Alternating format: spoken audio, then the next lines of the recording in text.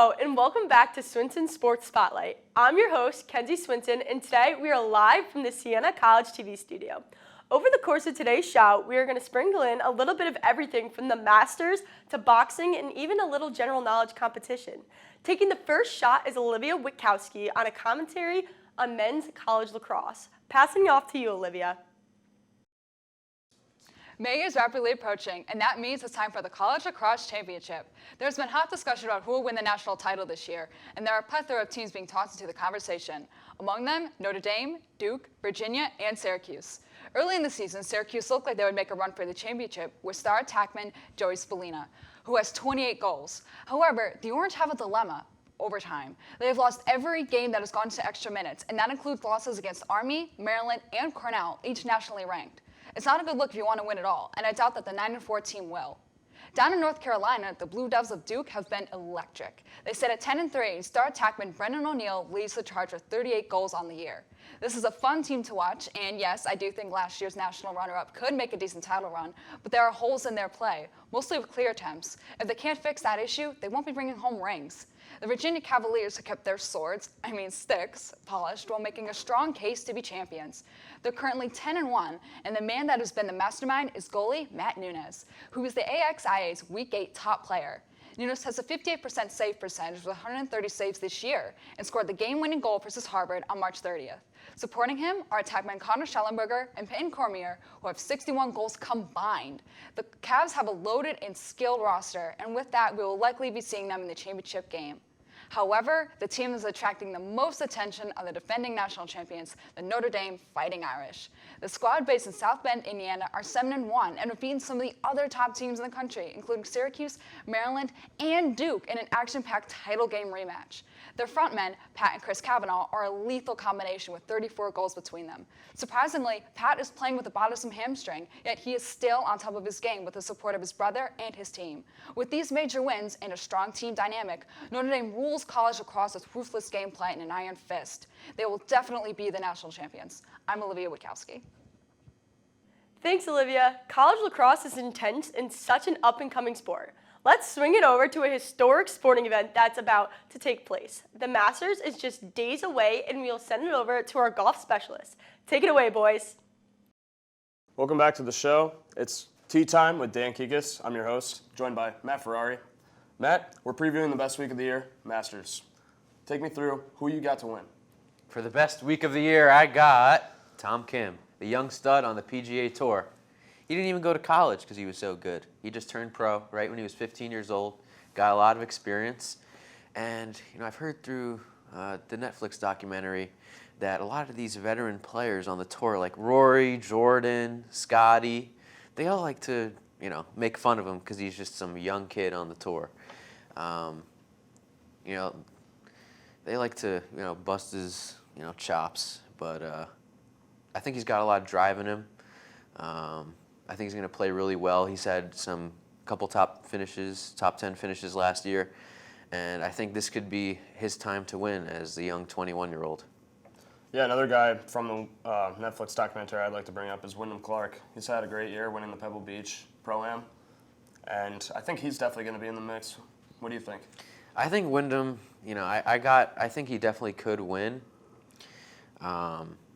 He is one of my choices for the top 10, but I just don't think that he's going to win this year. He's had a pretty good season this year, but I have some feeling I just don't think so.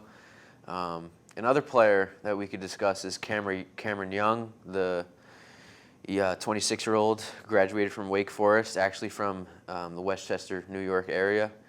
He came in tied for 4th last year at the British Open.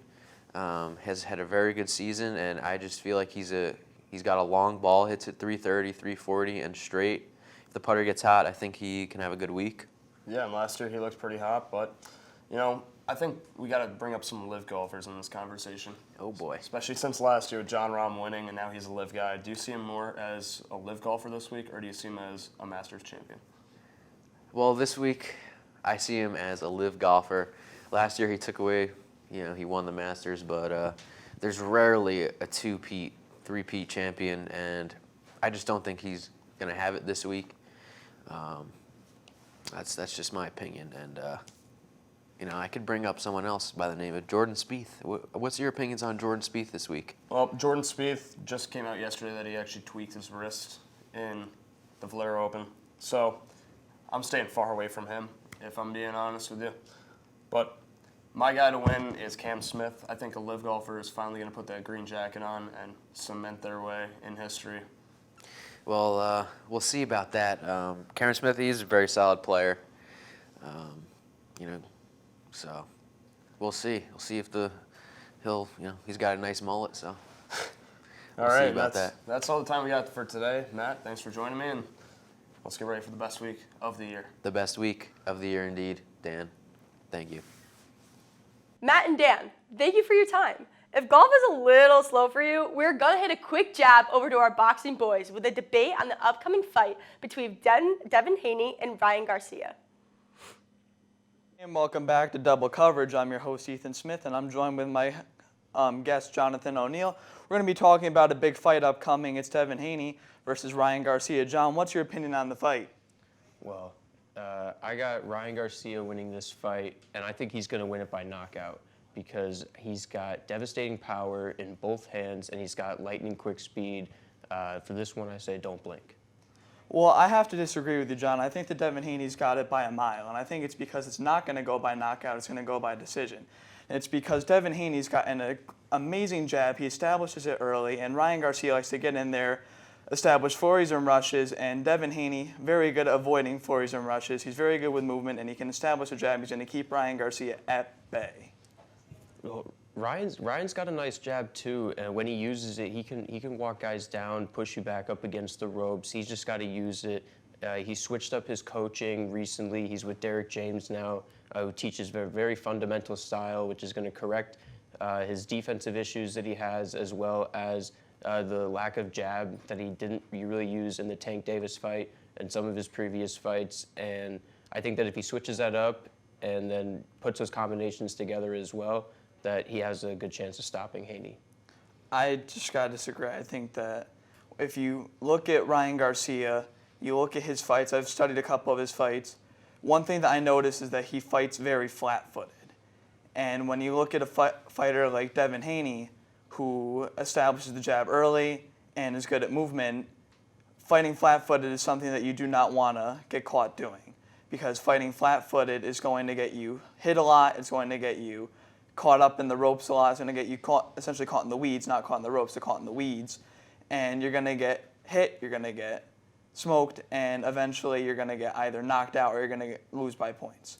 So I could even argue that Devin Haney might win by knockout if he catches Ryan Garcia too flat-footed in this fight.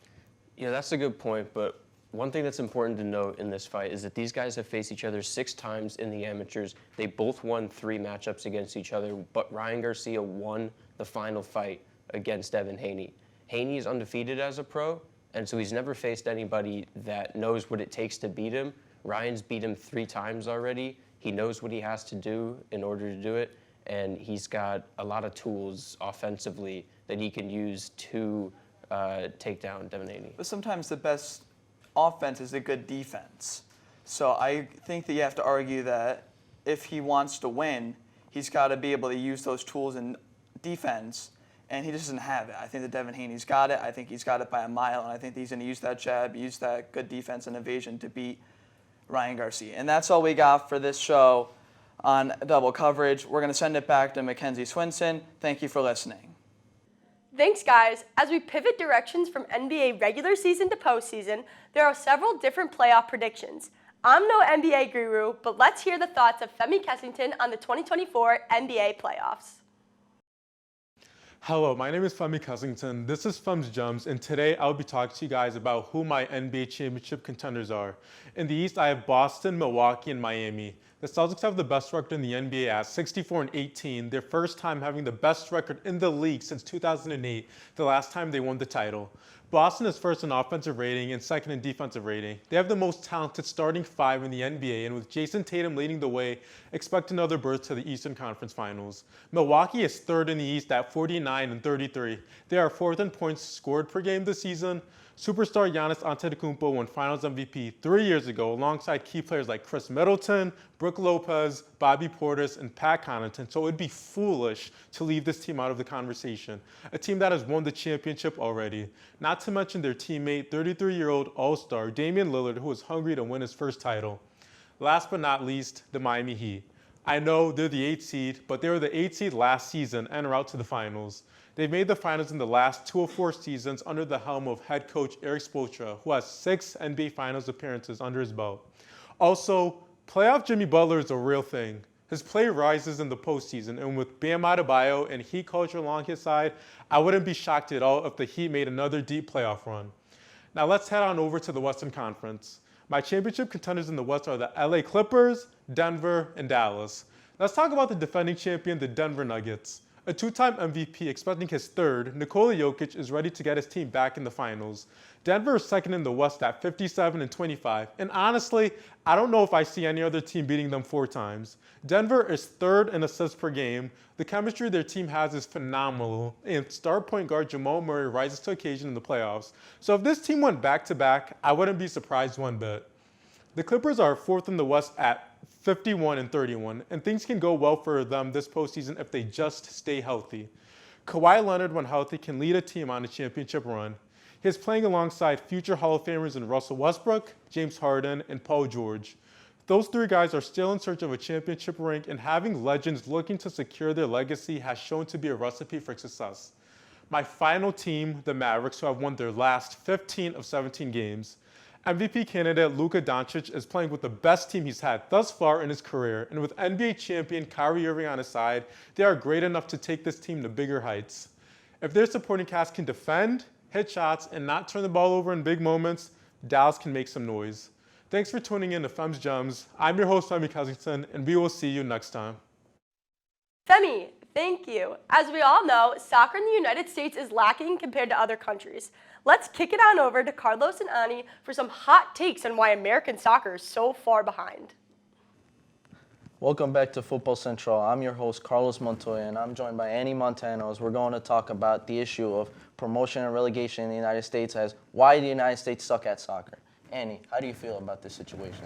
I think United States have a lot of lack of promotion and relegation, and that's made so hard to the soccer improve in this country. But why do you say that? As the United States always had good teams come out, a lot of players always go to Europe. What has this become a change? I mean, they have talent, but they not because the sport is not popular here.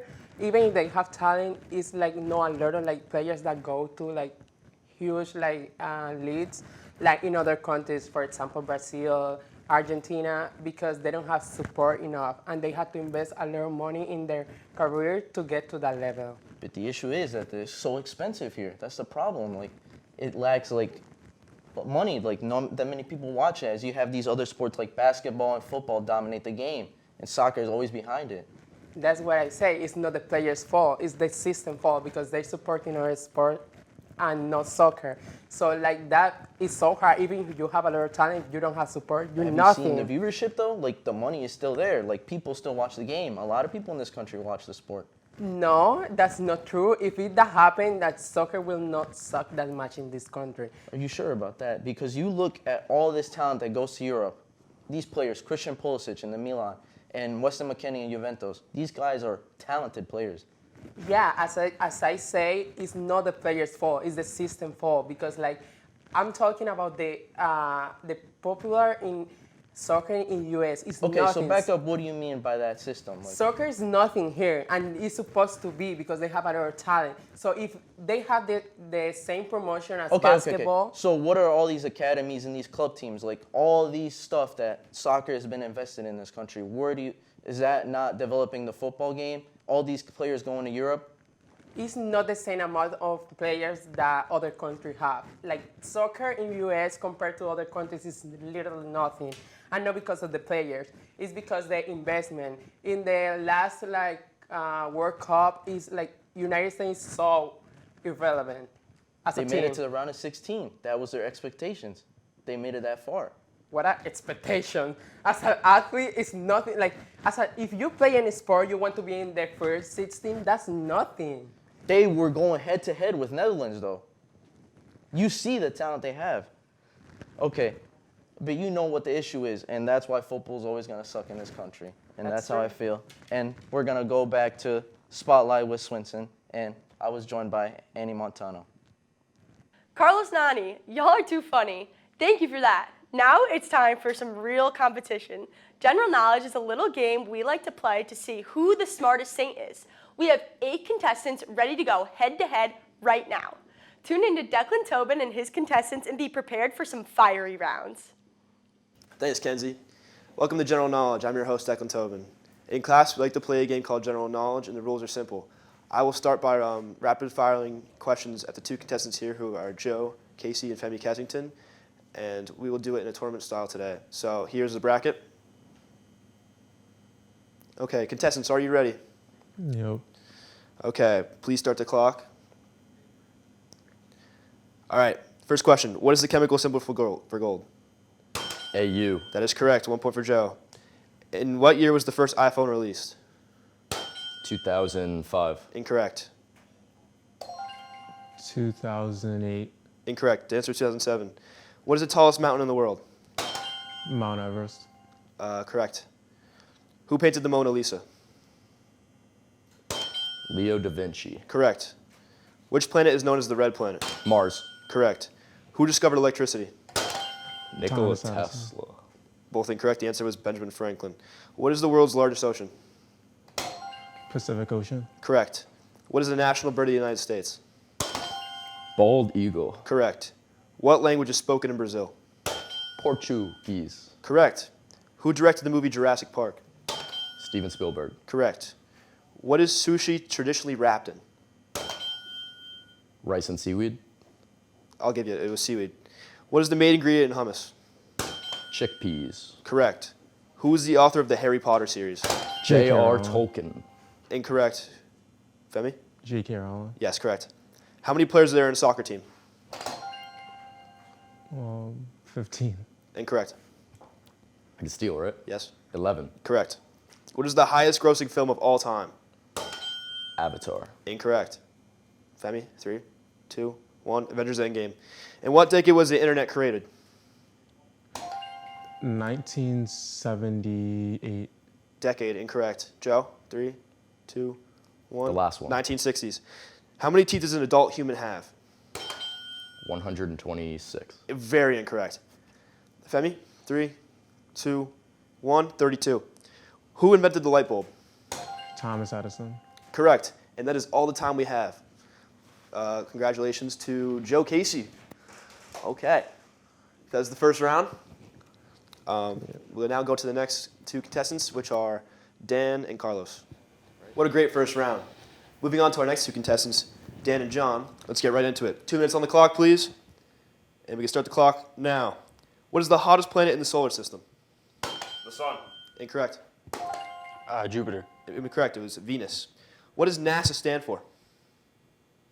3, 2, 1. National Aeronautics and Space Administration.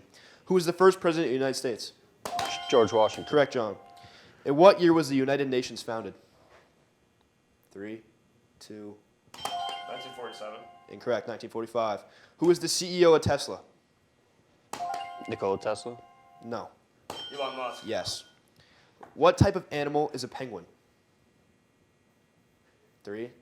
Bird. Yes. What is the capital city of Canada? Ontario. Incorrect. Ottawa. Yes. What is the strongest muscle in the human body? The heart. Incorrect.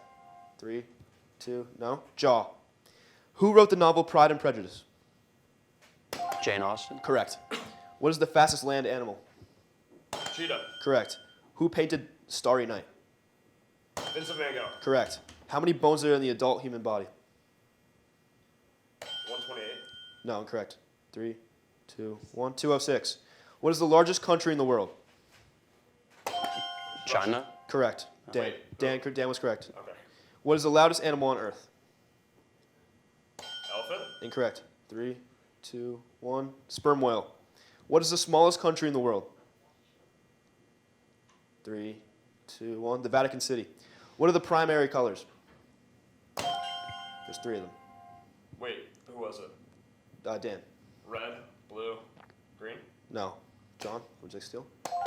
Red, blue, orange. Incorrect. Yellow, red, and blue. What does WWW stand for on a website? World Wide Web. Correct. What is the capital city of Spain? Madrid. Correct. Who directed the movie Titanic? No. Steven Spielberg. Nope. Final question. I don't know. James Cameron. And that is all the time we have, and it looks like the winner is John. Congratulations. Next up, we will have Sean and Ethan. All right, so Dan has fell to John, and that brings us right in our third round with Sean and Ethan. Boys, you ready? Ready. 2 minutes on the clock. Let's get right into it. 3, 2, 1. Start the clock. All right. Who invented the airplane? The Wright brothers. Correct. Who was the first man to walk on the moon? Neil Armstrong. Correct. What is the world's largest desert? The Sahara Desert. Incorrect. 3, 2, 1. It's the Antarctic desert. How many strings does a standard guitar have? 6. Correct. What is the capital city of Italy? Rome. Correct. Who plays Indiana Jones? Harrison Ford. Correct. What kind of animal is Shrek? An ogre. Correct. What is the biggest animal in the world? Blue whale. Correct. In what country are the 2024 Summer Olympics held? 3, 2, 1. France. What language is spoken in Argentina? 3, 2, 1. Spanish. What is the primary gas found in the Earth's atmosphere? 3, 2, 1. Nitrogen. Who is the author of The Great Gatsby? F. Scott Fitzgerald. Correct. Which animal is known as the ship of the desert? 3, 2, 1. The camel. How many letters are there in the English alphabet? Sean? 32. Incorrect. 26. Correct. Rainbow consists of how many colors? 6. Incorrect. Sean? 3, 7. How many days are there in a year? 365. Correct. How many seconds make up 1 hour? 3, 2, 1. 3,600. A baby frog is known as a... Tadpole. Correct. How many consonants are there in the English alphabet? 21. Which animal is known as the king of the jungle? Lion. Correct. Last question. Name the national bird of India. It's the peacock. All right. I believe Ethan is the winner, and he will move on to face Joe. All right. Welcome back to the final round of final two participants of the first round. And I'm here with Nicolette Cash and Carlos Montoya. 2 minutes on the clock. Start the clock now. First question. Name a house made of ice. What is it called? Igloo. Correct. What color symbolizes peace? 3. Blue? Nope. 3, 2, 1. White. Yes. Finish the sentence. The sun rises in the... East. Correct. Name the largest planet in our solar system. Saturn. Nope. Mars? Nope. Jupiter. Right. What is the center part of the egg called? It's yellow. Yolk. Correct. How many months have 31 days? 12? Nope. Wait. 6. Nope. 7. What holiday is celebrated right after Lent? Easter. Correct. What year did the U.S. gain independence from Britain? Wait. 1778? No, 75. Nope, you already answered. Nope. No. 3, 2, 1. 1776. In what country is the Sydney Opera House located? Australia. Correct. What bird has the biggest eggs? A dodo bird. Nope. 3, 2, 1. Ostrich. Name a shape with 5 sides. Pentagon. Correct. Where is the United Nations located? New York City. Correct. What school was Gatorade invented at? Florida. Correct. What is H2O?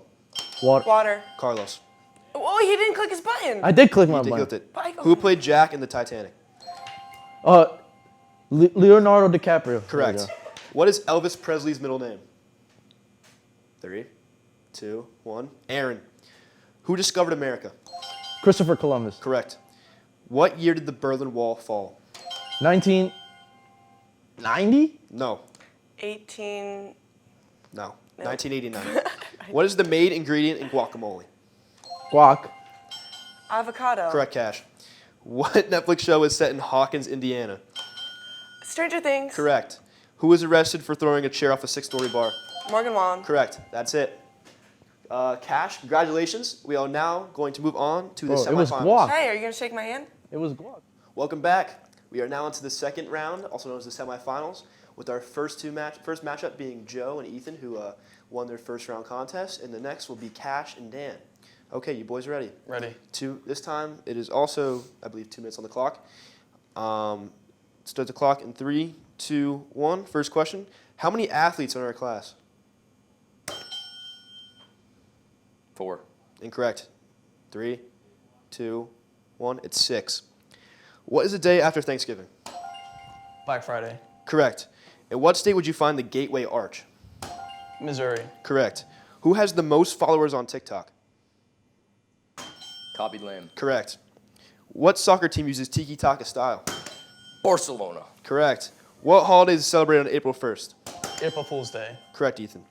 Which animal is known as a man's best friend? Dog. Who was the queen of ancient Egypt? Cleopatra. Correct. How long is a fortnight? 2 weeks. What is the term for an invisible astronomical object whose gravity is so strong nothing can escape from it? UFO. Incorrect. Black hole. Correct. What is the tallest mountain in our solar system? Mount Olympus. Correct. What is the capital of Puerto Rico? 3, 2, 1. San Juan. Which state became the nation's 50th state in 1959? Washington. Incorrect. Hawaii. Correct. In bowling, what is the term for when someone gets 3 strikes in a row? Turkey. In what country would you find Machu Picchu? Peru. What is the name of the girl who was arrested for killing her parents with an axe in 1892 in Massachusetts? Amber Rose. Incorrect. 3, 2, 1. Lizzie Borden. What famous coffee house got its name from the novel Moby Dick? 3, 2, 1. Starbucks. Where is the only place in the world where alligators and crocodiles live together? The zoo. Incorrect. 3, 2, 1. Florida Everglades. In Greek mythology, what is the name of the bird that sets itself on fire and then rises from the ashes? Phoenix. Correct. Name the singer's name who is a combination of a famous model from the 1950s and an infamous cult leader from the 1960s. 3, 2, 1. Marilyn Manson. What does the acronym SCUBA stand for? Self-contained underwater breathing apparatus. What is the name of the tallest building? Burj Khalifa. Correct. And where is the city? Where is the city where this building is located? Dubai. Correct. What is the first name of either of the brothers who founded Disney? Walt. Correct. The dermis and epidermis are 2 layers of what? The skin. Correct. You both get to answer this question. How many countries make up the continent of Africa? 55. What is the name of the Shakespearean tragedy in which the main character kills his wife after being tricked by Lego? By a Lego. Othello. In the TV show Friends, what is the name of the coffee shop? The Little Place. Incorrect. And that is all the time we have. Congratulations to Ethan, and we will now move on to Dan and Cash. Congratulations, Ethan is now in the finals. So there's been a mistake. I was wrong. It was actually John that beat Dan. And this is the second semifinal. Decides who goes to the final and who will face Ethan. So, 3-minute round. Time on the clock. 3, 2, 1. Kim Kardashian and Kanye West have 4 kids. Tell me one of their names. North. That is correct. What is the capital of New York? Albany. Correct. What is the largest city in Texas? Houston. Correct. According to the legend, if you kiss this rock in Ireland, you'll be blessed with great eloquence. Blarney Stone. Correct. What does Mach 3 mean? 3, 2. Speed of light. Incorrect. 3 times the speed of sound. All cars have a VIN. What does VIN stand for? Vehicle Identification Number. Name the 3 countries that make up Great Britain. The UK, Ireland. Incorrect. Scotland. Oh, I get to steal. Yep. It's Northern Ireland, Great Britain, and Wales. Incorrect. It's England, Scotland, and Wales. Scotland. Which streaming service has the most subscribers? Netflix. Correct. Do you know how many subscribers they have? Will I get a point if I get it wrong? That's the question. 260 million.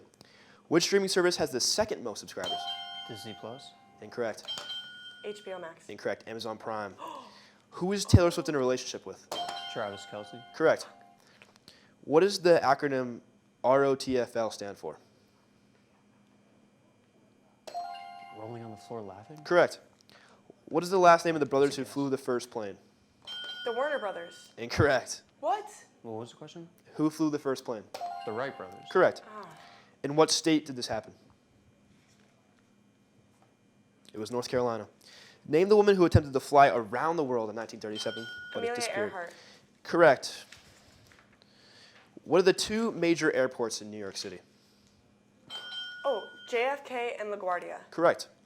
What's the name of the mountain chain that runs along the entire western coast of South America? The Andes. Correct. Russian Yuri Gagarin was the first person to go where? Antarctica. Incorrect. 3, 2. It was space. Sometimes people in the military go AWOL. What does that mean? Can we get a clarification, like what AWOL stands for? Like, do we have to? That's what you have to answer. Oh. It's absent without leave. Oh. What is the term for a written summary of a meeting?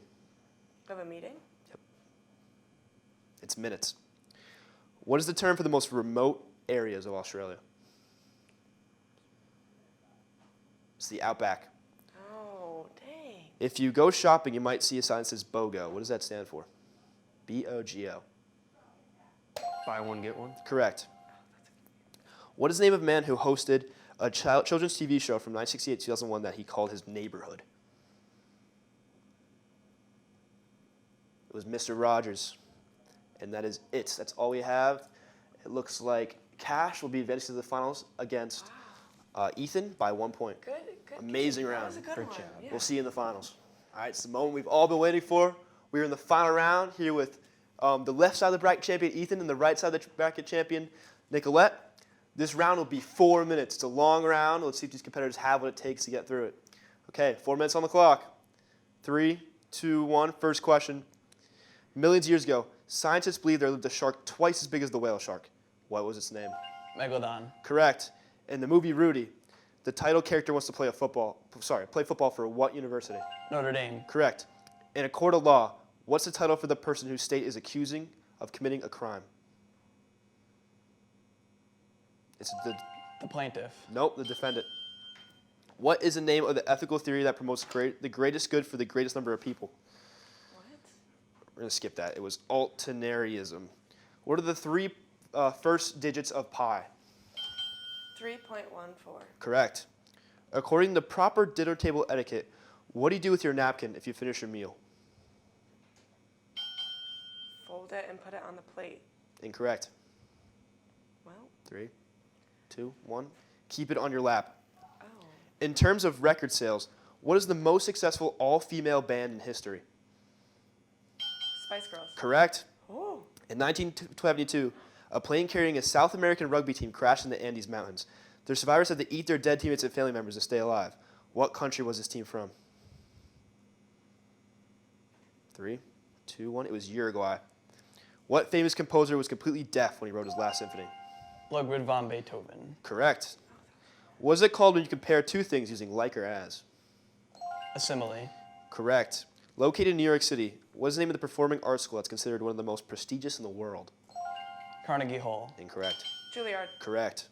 Who founded Amazon? Jeff Bezos. Correct. Haiti and the Dominican Republic are located on what island? 3, 2. Cuba. Incorrect. It's Damn. Hispaniola. What is the name and number of the first mission that landed men on the moon? Apollo. Apollo what? 13. Incorrect. Apollo 4. Incorrect. It was Apollo 11. Who was the first man to walk on the moon? Neil Armstrong. Correct. I'm looking for one word here. In a book, what is the extra material at the end called? It's also an organ in your body. Epilogue. 3, 2, 1. It's the appendix. Oh. Less than 2 feet long and found mostly in South America. What is the name of the fish that has a reputation of being human-killing monsters? Piranha. Correct. Beginning with the letter E, what is the only FDA-approved method of permanent hair removal? 3, 2, 1. Electrosis. What is the name of the big machine that smooths the surface of an ice during a hockey game? Zamboni. Correct. What is the fastest fish in the ocean? Swordfish. Incorrect. 3, 2, 1. Sailfish. Beginning with the letter H, what is the name of the headscarf worn in public by some Muslim woman? Hijab. Correct. In Greek mythology, whose face launched 1,000 ships? 3, 2, 1. Helen of Troy. What is the 3-letter code for the Albany International Airport? 3-letter code? 3, 2, 1. It's ALB. Oh. The Great Red Spot is a gigantic storm located on which planet? Jupiter. Correct. Usually enjoying the weekends. What is the name of the meal that is a combination of breakfast and lunch? Brunch. Cash. Correct. What is the term for the global economic downturn that took place between the 1929 and 1939? The Great Depression. Correct. Named after the Indonesian island where it's grown, what is another name for coffee? 3, 2, 1. It's Java. Abe Lincoln began the Gettysburg Address with the phrase, 7 years ago. correct. And that is all the time we have. And the winner is Ethan. Ethan, congratulations. You are now the champion. Please shake that. Great sportsmanship here. I'm loving it. Ethan, you get a crisp handshake and a pat on the back as your prize. Congratulations. That is it for general knowledge. Thank you for watching. Congratulations, Ethan. As we continue on with our show, we'll turn it over to Nicolette and our discussion on Siena Softball's 2024 season. Softball team back home after a cold trip to Canisius over the weekend. The Siena welcomed Niagara to town for the start of a 6-game homestand. Game 1 against Niagara didn't go their way, falling to the Purple Eagles 1-0 in their first matchup of the day. Picking up in the second game of the day, the Saints are looking to get back to their winning ways and break a 4-game losing skid. Both teams struggled to get the bats going early on.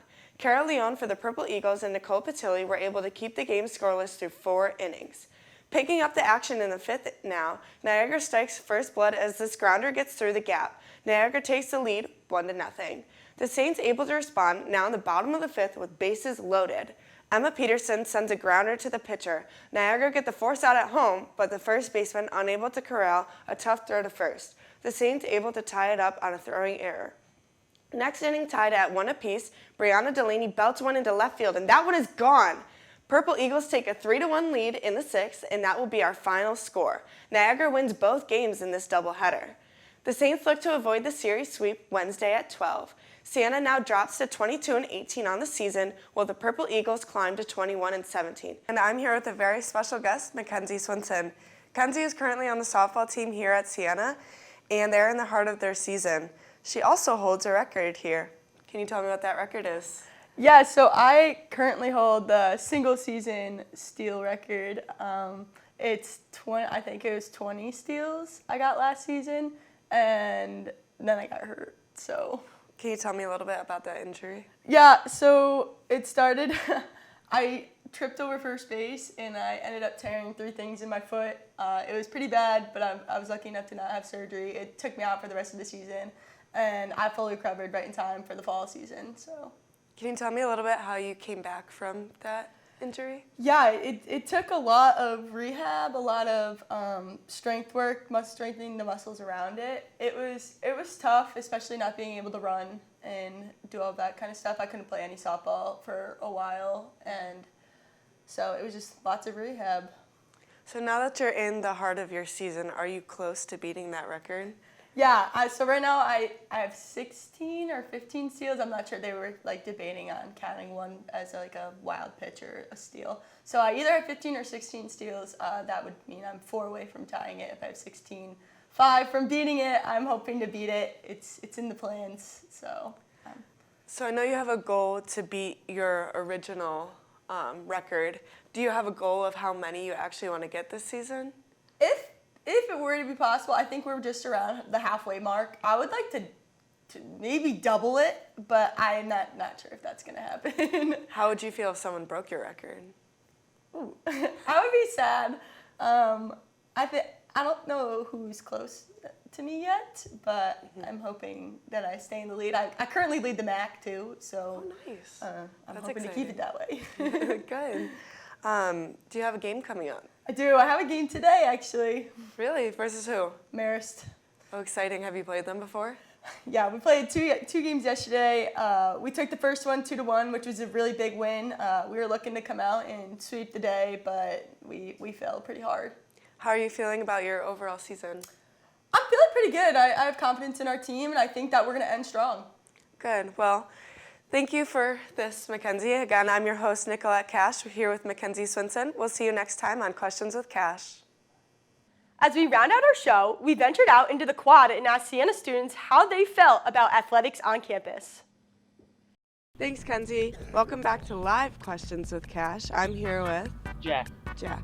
Jack is a junior here. Okay, Jack. So I'm going to ask you a couple sports questions. What is your favorite team on campus? Probably the men's basketball team. I'm here with Marco. Nice to meet you, Marco. Nice to meet you. Are you a sports fan? I am. Are you a Siena College sports fan? Some sports. What sport is your favorite? Rugby. Do you play?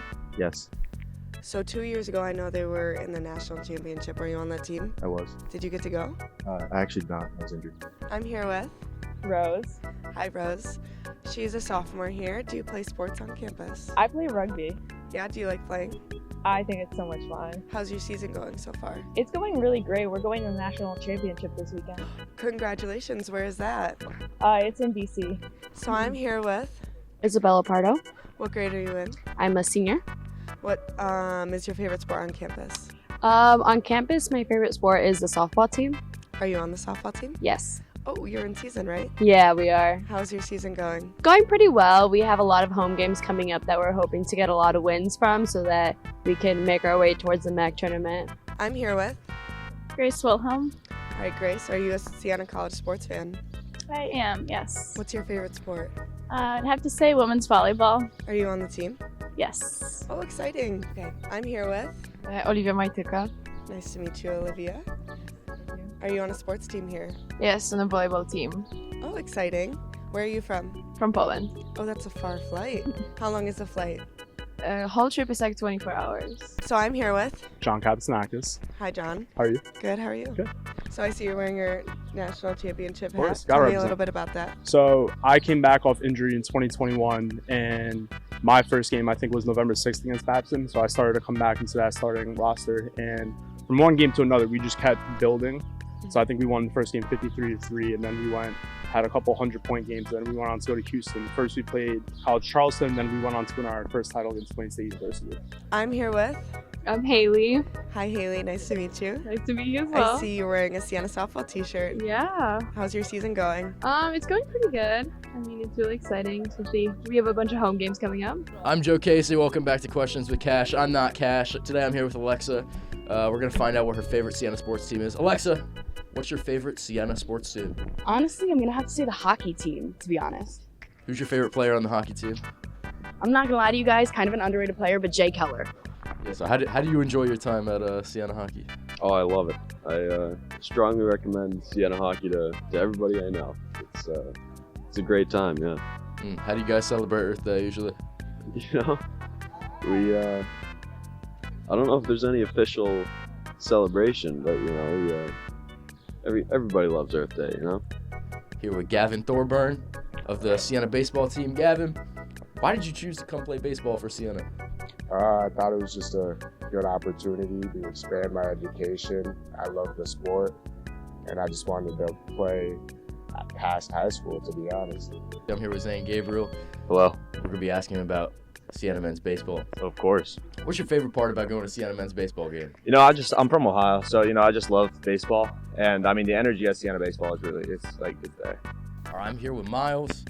Miles is a big Siena basketball fan. Miles, what's your favorite part about attending a Siena men's basketball game? It would probably have to be just how absolutely fun it is to be in that kind of environment. I really like the energy that kind of comes with being at a dog pound game. What do you think could be improved about the fun level of the games? Well, the fun level, well, I think the student section could really be more present. I feel like most games don't have enough student participation, but other than that, I mean, the energy is good.